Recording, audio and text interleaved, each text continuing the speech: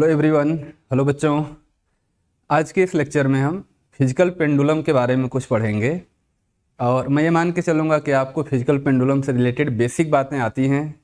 Physical pendulum क्या होता है, इसका ऑसिलेशन कैसे होता है, इस फिजिकल पेंडुलम के ऑसिलेशन का टाइम पीरियड क्या है, ये सारी चीज़ें आप जानते हो। उसके आगे एक बहुत ही बढ़िया सवाल पूछा जाता है। अगर आपको फिजिकल पेंडुलम के बारे में बेसिक आइडिया है, टाइम पीरियड क्या होता है, सब आइडिया है, तो उस टाइम पीरियड से रिलेटेड एक बहुत ही अच्छा सवाल पूछा जाता है। वो सवाल क्या होता है, कैसे सॉल्व करते हैं, क्या हमारा अप्रोच होता है उसके लिए, आज मैं उसको डिस्कस करूँगा। तो इसके पहले मैं डिस्कस करना शुरू करूँ, सवाल आपसे पूछूँ और उसको मैं बताऊँ। एक बेसिक बात कि यहाँ पे जो ऑसिलेशन हो रहा है ना, एक रिजिड बॉडी का ऑसिलेशन है। फिजिकल पेंडुलम की बात हो रही है, फिजिकल पेंडुलम यानी रिजिड बॉडी के ऑसिलेशन की बात हो रही है। तो मैं ये मान के चलूँगा कि आपको रिजिड बॉडी की मैकेनिक्स आपको आती है, जिसको हम रोटेशनल मैकेनिक्स भी बोलते हैं। तो आप रोटेशन जानते होगे, रोटेशनल मैकेनिक्स आप जानते होगे।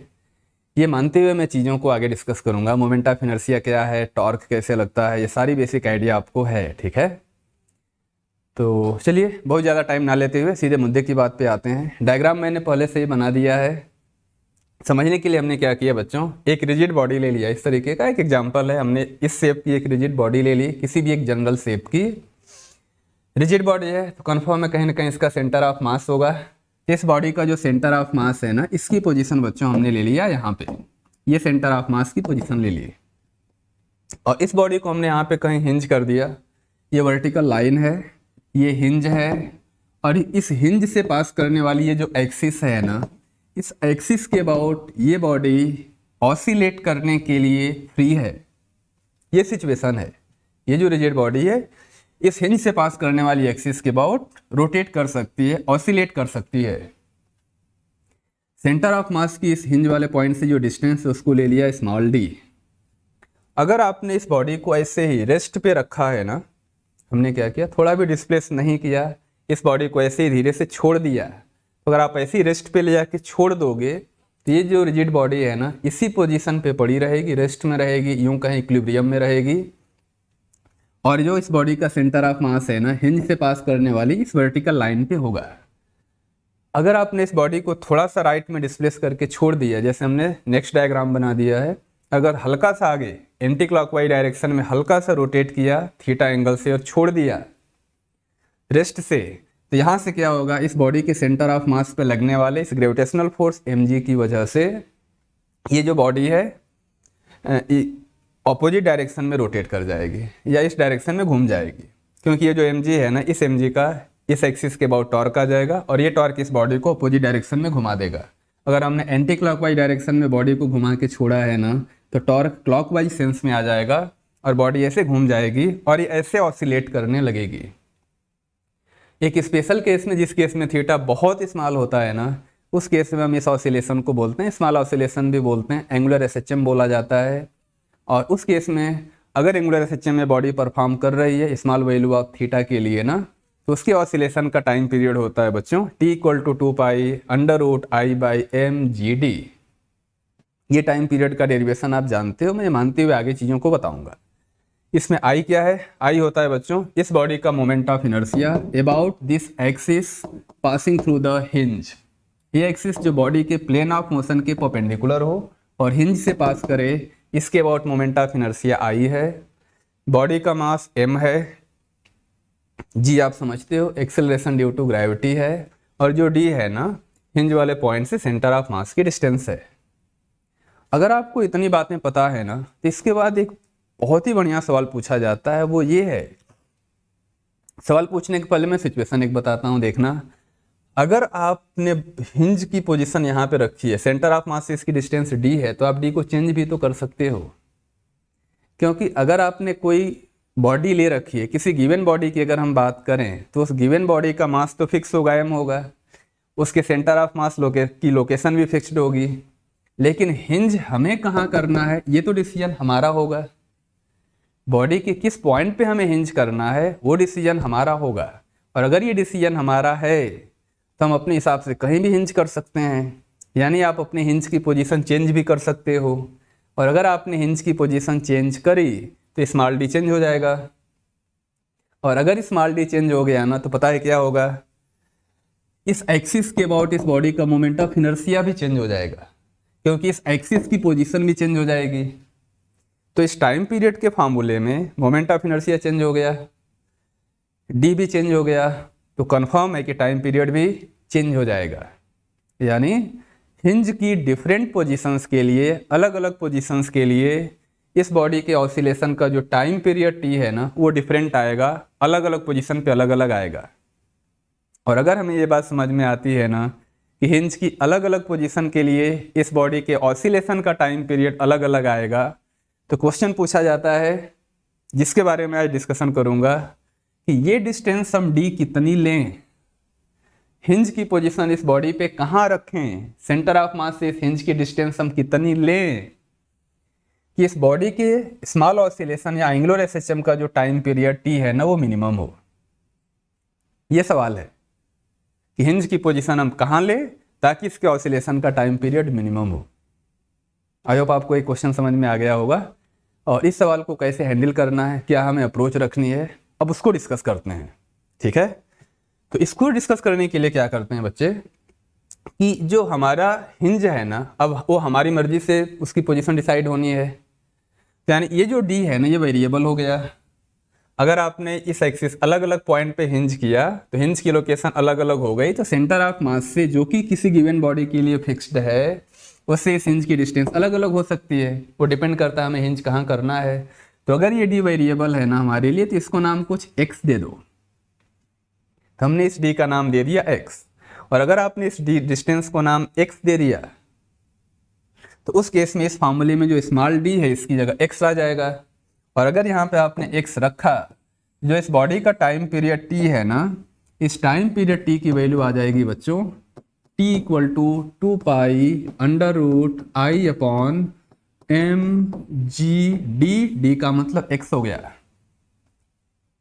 ठीक है, अब अगर आप इस बॉडी के मोमेंट ऑफ इनर्शिया की बात करो तो जो पैरेलल एक्सिस थ्योरम आप जानते होगे, पैरेलल एक्सिस थ्योरम का यूज करके हम इस बॉडी का मोमेंट ऑफ इनर्शिया लिख सकते हैं I equal to I C M plus M into D का स्क्वायर।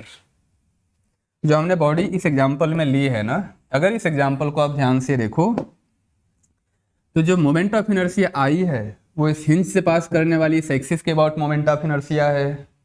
हमने क्या किया, इस बॉडी के सेंटर ऑफ मास से पास करने वाली ये जो एक्सिस है ना, इस एक्सिस के अबाउट जो सेंटर ऑफ मास से पास कर रही है, इस एक्सिस के about moment of inertia ICM ले लिया, और इस सेंटर ऑफ मास से पास करने वाली इस एक्सिस के पैरेलल ये वाली एक्सिस है, इसके about moment of inertia I है।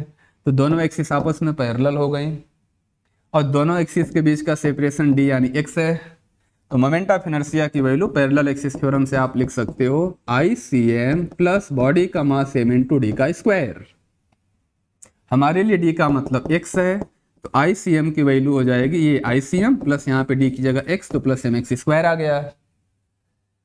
ये तो मोमेंट ऑफ इनर्शिया हो गया। अगर आप सेंटर ऑफ मास के अबाउट मोमेंट ऑफ इनर्शिया लिखना चाहो ना, तो सेंटर ऑफ मास के अबाउट मोमेंट ऑफ इनर्शिया लिखने का एक तरीका, आई होप आपने रेडियस ऑफ गायरेशन का नाम सुना होगा, ठीक है ना, तो रोटेशन में पढ़ा होगा। अगर सेंटर ऑफ मास से पास करने वाले इस एक्सिस के लिए इसके करेस्पॉन्डिंग अगर रेडियस ऑफ गायरेशन k है, तो सेंटर ऑफ मास से पास करने वाली इस एक्सिस के अबाउट मोमेंट ऑफ इनर्शिया आप लिख सकते हो I equal to M K square, where k is radius of gyration about this axis. तो अब हम क्या करते हैं, इस रेडियस ऑफ गायरेशन के टर्म्स में m इंटू के स्क्वायर के टर्म्स में सेंटर ऑफ मास के about moment of inertia ICM की वैल्यू यहाँ पुट कर देते हैं। जब यहाँ पे पुट करोगे ना, तो हमारे लिए मोमेंट ऑफ इनर्शिया हो जाएगा बच्चों, ICM की जगह आ जाएगा m इंटू के का स्क्वायर, ICM हो गया m इंटू के का स्क्वायर प्लस यहाँ पे हो गया mx स्क्वायर। अब इस मोमेंट ऑफ इनर्शिया की वैल्यू इस फार्मूले में पुट करेंगे। अगर इस मोमेंट ऑफ इनर्शिया की वैल्यू इस फार्मूले में आप पुट करते हो ना, तो यहाँ से t इक्वल टू हो जाएगा बच्चों 2 पाई अंडर रूट I की जगह पुट करते हैं ICM को हमने लिखा है m के square plus m into D का स्क्वायर, डी का मतलब हो जाएगा x स्क्वायर अपॉन हो जाएगा m इंटू जी इंटू डी, डी का मतलब है x। ये टाइम पीरियड आ गया।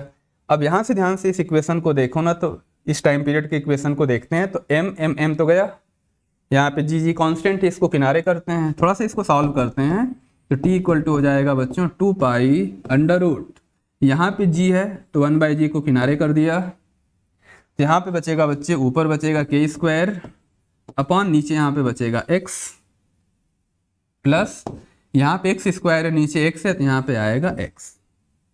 तब हमारे पास इस बॉडी के ऑसिलेशन का जो टाइम पीरियड है ना वो as a function of x आ गया। और एक बात आप समझते हो कि अगर आपने x को चेंज किया ना, ये पूरी वैल्यू चेंज हो गई, और अगर पूरी वैल्यू चेंज हो गई तो कन्फर्म है टाइम पीरियड भी चेंज हो गया।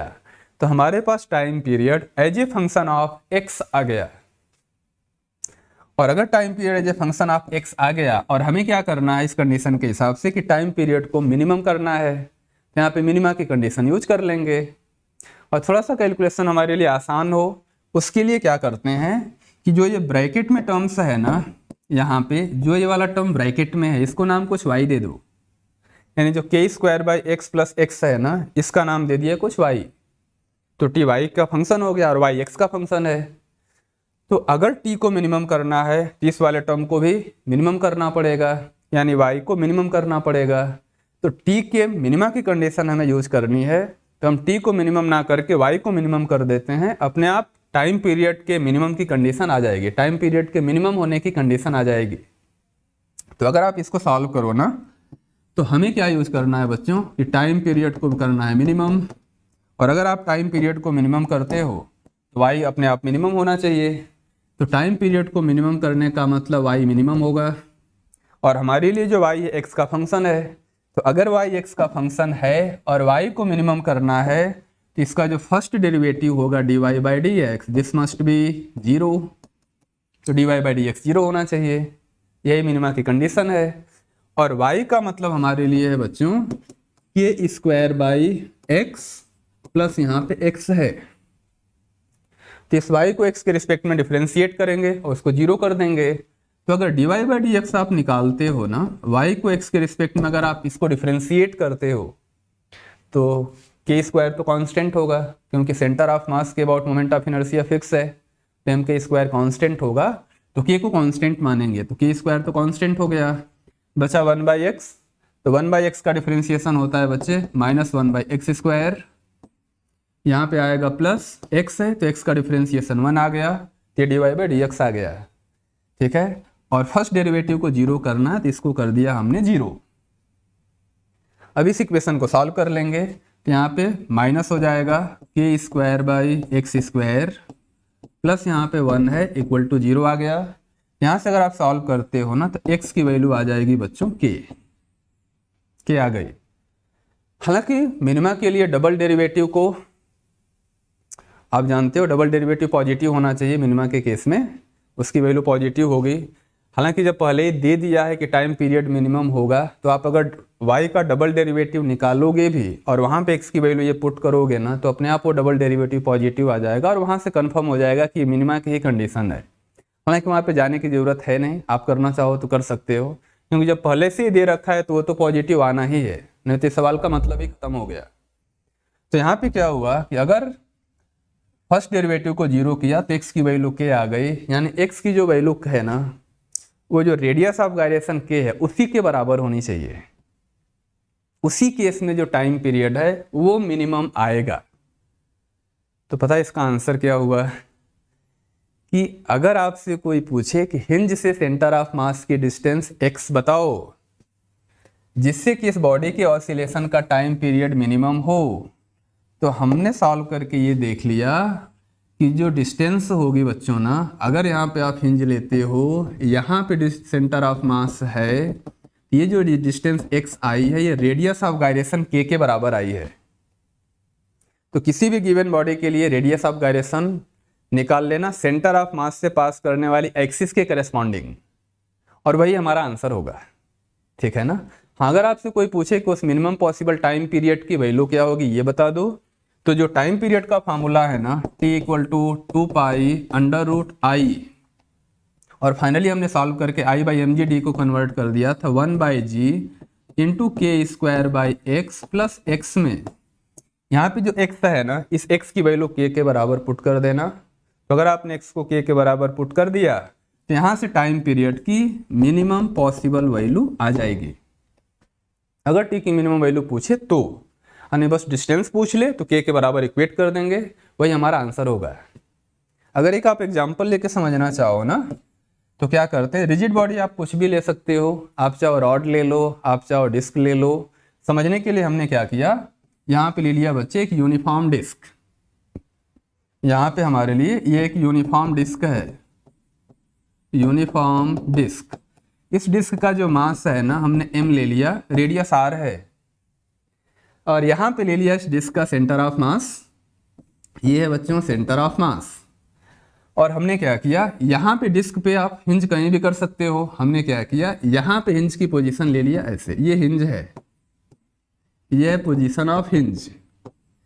सवाल हमसे ये पूछा गया है कि सेंटर ऑफ मास से इस हिंज की डिस्टेंस x कितनी लें, ताकि इस हिंज से पास करने वाले इस एक्सिस के अबाउट इस बॉडी की ऑसिलेशन का जो टाइम पीरियड है ना वो मिनिमम हो। ये सवाल है। और अभी हमने प्रूफ कर दिया था कि अगर आप इसके ऑसिलेशन का टाइम पीरियड मिनिमम करना चाहते हो ना, तो जो x है किसके बराबर आना चाहिए, k के। और k क्या है, रेडियस ऑफ गायरेशन, किसके करेस्पॉन्डिंग, उस एक्सिस के करेस्पॉन्डिंग जो बॉडी के सेंटर ऑफ मास से पास करेगी। तो सबसे पहले काम क्या करेंगे, इस बॉडी का जो सेंटर ऑफ मास है ना, उस सेंटर ऑफ मास के अबाउट, उस सेंटर ऑफ मास से पास करने वाली एक्सिस के about moment of inertia ICM लिखेंगे और इसको m इंटू के स्क्वायर से इक्वेट कर देंगे, तो वहाँ से k की वैल्यू आ जाएगी।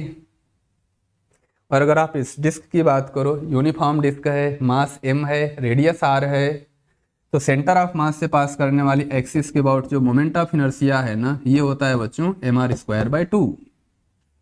तो ICM की वैल्यू mr²/2 हो गई, इसको हमने इक्वेट कर दिया m² से। यहाँ से अगर सॉल्व करोगे ना, मास कैंसिल हो गया तो k की वैल्यू आ गई r/√2, और जो k है ना वही हमारा आंसर होता है। तो जो x है ना, x की वैल्यू k के बराबर होनी चाहिए, तभी टाइम पीरियड मिनिमम आएगा। तो जो हमारा फाइनल आंसर होगा x = k होगा, और k की वैल्यू आ चुकी है r/√2। यानी अगर आप चाहते हो कि इस डिस्क के ऑसिलेशन का टाइम पीरियड मिनिमम होना, तो इस हिंज वाले पॉइंट की जो डिस्टेंस होगी सेंटर ऑफ मास से किसके बराबर होगी, r/√2 के बराबर होगी।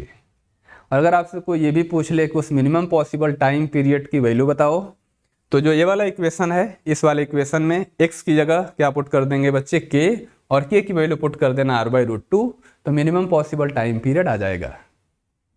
तो आई होप आपको ये बातें समझ में आ गई होंगी। एक अच्छा सवाल पूछा जाता है, बेसिक कंसेप्ट सब कुछ सीखने के बाद बस एक ही पॉइंट याद रखना, x = k। ठीक है, तो इसको आप आई होप अच्छे से करेंगे, और इसके आगे फिर मिलेंगे अगली क्लास में किसी और नए टॉपिक के साथ, किसी और नए वीडियो के साथ। तब तक के लिए थैंक यू। और जो बच्चे JEE एडवांस की प्रिपरेशन कर रहे हैं, क्योंकि बहुत जल्द JEE एडवांस अब होने वाला है, उसकी डेट बिल्कुल पास आ चुकी है, तो जो बच्चे JEE एडवांस की प्रिपरेशन कर रहे हैं उनको बस मैं यही कहना चाहूँगा कि आप पेशेंस रखना। जो भी प्रिपरेशन करनी थी आप कर चुके हो, लास्ट मोमेंट में कुछ भी नया पढ़ने की ज़रूरत नहीं है। आपने पूरे साल जो मेहनत करी है उस मेहनत पे आप भरोसा रखना, अपने ऊपर भरोसा रखना। अगर आपने सच्चे मन से अच्छे से मेहनत करी है ना, तो आपका रिजल्ट ज़रूर अच्छा आएगा। ठीक है, तो आप अपनी तैयारी करते रहें, अपने पेशेंस को बनाए रखें, कोई बहुत नई चीज़ सीखने की कोशिश ना करें, पुरानी चीज़ें जो आप सीखें उसको रिवाइज करते रहें। और इन्हीं वर्ड्स के साथ मैं अपनी बातें ख़त्म करूँगा। All the best.